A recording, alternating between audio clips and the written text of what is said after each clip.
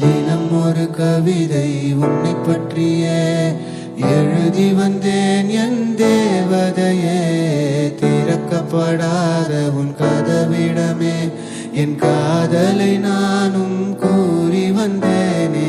காற்றில் உந்தன் ஓசையும் கேட்கின்றதே.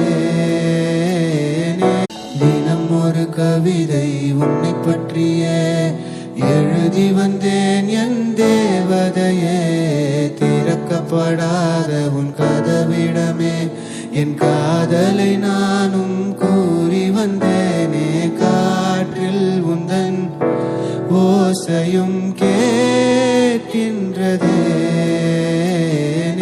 தினம் ஒரு கவிதை உன்னை பற்றியே எழுதி வந்தேன் என் தேவதையே. திறக்கப்படாத உன் கதவு